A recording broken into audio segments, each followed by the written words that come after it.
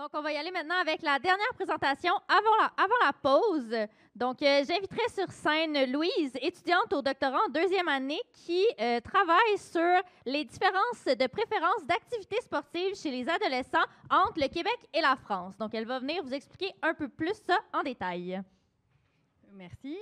Bonsoir à toutes et à tous. Ce soir, je vais vous parler de sport et d'activité physique. Ne partez surtout pas en courant. Je ne vais ni vous proposer un cours d'éducation physique, ni une envie de vous inscrire à un marathon demain. J'espère que ce sera plus fun. Alors pour commencer, tout d'abord, l'activité physique, c'est quoi? C'est pas juste mettre ses baskets et aller courir un marathon ou encore faire des pompes devant votre télé ou que sais-je. L'activité physique, c'est défini selon l'OMS, donc l'Organisation mondiale de la santé, comme un mouvement corporel qui est produit par la contraction de vos muscles et qui va générer une dépense d'énergie. Donc, c'est par exemple, ça peut être marcher, comme je suis en train de le faire devant vous ce soir. En plus, je stresse et je parle, donc je dépense encore plus d'énergie. Ça peut être aussi monter les escaliers, faire du ménage ou du jardinage. Tout ça, c'est de l'activité physique. Le sport, lui, quant à lui, est défini finalement comme une composante de l'activité physique, mais qui est régie par des codes et des règles. Par exemple, le basket, la natation ont des codes et des règles qui leur sont propres à la pratique. Et pourquoi c'est important de faire de l'activité physique? Tout d'abord, c'est bon pour votre corps. Ça booste votre santé cardiovasculaire, ça améliore votre posture, ça améliore aussi vos os, vos muscles, ça permet aussi de réduire certains types de cancers.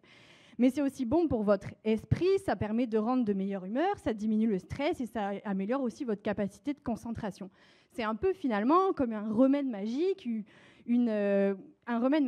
un peu aussi comme une pilule sans ordonnance, ça vous permet de vous sentir mieux. Les constats positifs de la pratique d'activité physique amènent l'OMS, donc l'Organisation mondiale de la santé, à émettre des recommandations pour les enfants et les adolescents, et aussi pour les adultes. Chez les enfants, ils recommandent de faire au minimum 60 minutes d'activité physique par jour. Donc c'est par exemple, comme je vous l'ai dit, courir, marcher, se déplacer. Et ça peut aussi inclure votre musique préférée. Chez les adultes, c'est normalement le cas de tout le monde ce soir ici, enfin je l'espère pour vous tous, et on recommande de faire entre 150 et 300 minutes d'activité physique par semaine. Donc oui, pour nous, c'est par semaine, donc ça équivaut à quoi? À peu près entre 20 et 40 minutes par jour. Et donc je trouve que c'est quand même plutôt facile quand on comprend que finalement, faire de l'activité physique, ça commence juste par marcher. Vous pouvez même rajouter, par exemple, aller promener votre animal de compagnie, ça rentre aussi comme de l'activité physique. Mais parce qu'il y a un mais, voilà le problème, beaucoup d'adolescents aujourd'hui ne bougent pas assez. C'est à peu près 82% des adolescents sur cette planète qui n'atteignent pas les recommandations d'activité physique. Autrement dit, entre nous, on peut dire que c'est 80% d'adolescents qui ont un peu la flemme. On peut le définir comme ça. Imaginez, vous, quand vous étiez plus jeune, ou même un adolescent qui a avachi sur son canapé et qui a la main dans le paquet de chips, ou comme nous, ce soir, on mange tous des choses pas terribles. Et ben, le sport, bof, c'est pas trop son truc, et pourtant, ce sont eux qui en auraient le plus besoin à un moment de leur vie où, en fait, le corps et l'esprit se développent très vite. Et c'est là que ma thèse rentre en jeu. Je me suis posé une question simple, mais ô combien complexe, je vous l'assure. Qu'est-ce qui ferait bouger les adolescents? Qu'est-ce qui pourrait leur donner envie de se lever et de bouger? Selon Spoiler Alert, ce n'est pas une question de motivation ni une histoire de coup de pied dans les fesses pour les amener à bouger. Et c'est spécialement ce que j'ai dû dire. Qu'est-ce qui fait vibrer les adolescents quand ils bougent? Est-ce qu'ils préfèrent les activités entre amis, les transports actifs ou encore les activités un peu plus créatives, comme par exemple la danse ou la gymnastique? Et si on leur proposait aussi des jeux vidéo actifs, comme par exemple Just Dance? Et pour enrichir tout ça, je fais une comparaison entre les adolescents de France et du Québec. Pourquoi? Vous allez me poser la question. Parce que la culture, mais aussi la géographie, l'endroit où je me trouve dans le monde, m'amène à ce que je vais m'engager et pratiquer une activité qui est différente. Par exemple, en France, je suis française, peut-être que vous l'avez reconnu à mon accent. En France, on valorise souvent la performance. On valorise souvent la performance au travers, par exemple, du soccer, même si c'est le football plutôt chez nous, la natation ou encore l'athlétisme, tandis qu'au Canada, c'est plutôt les sports de plein air ou encore d'équilibre qui sont valorisés, comme par exemple le baseball ou le hockey. Et aussi, au Québec, on valorise l'activité physique, notamment dans un but de santé.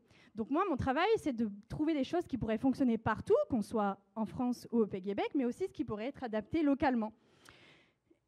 Mon objectif final, c'est simple, transformer l'activité physique en quelque chose d'irrésistible, une expérience si fun qu'elle pourrait être aussi fun que votre série préférée sur Netflix.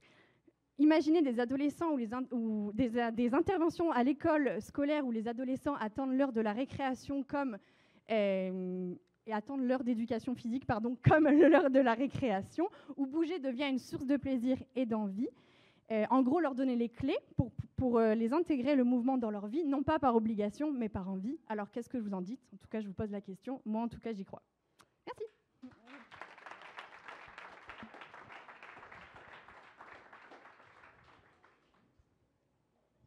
Est-ce qu'il y avait des questions? Oui.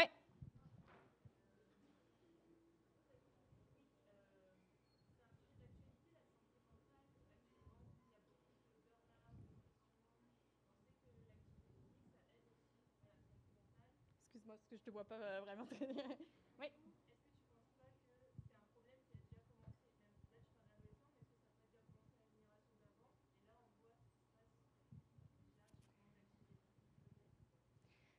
Alors, la question, je vais la répéter, c'est est-ce que la santé mentale peut avoir un impact et si, auquel cas, il y a eu une histoire de génération? C'est un peu ça ta question. Alors, moi, je suis prof de PS, donc je t'avoue que je ne m'interroge pas vraiment sur la santé mentale. Je peux juste te dire qu'effectivement, pratiquer une activité physique diminue tout ce qui est stress, effectivement, peut avoir des effets bénéfiques sur ta santé.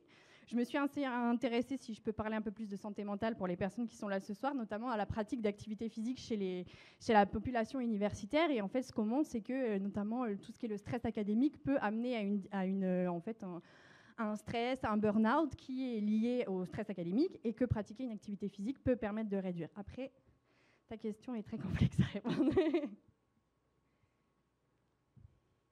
Je sais pas, hey, là, il y a genre 3 questions. Là. Battez-vous. Non, Moi, c'est plus un commentaire, là, mais pour la personne qui a posé la question sur la santé mentale et l'activité physique, elle peut venir me voir à la fin parce que j'ai une maîtrise là-dessus. Ah, voilà. Charlotte à Alexis. Parfait.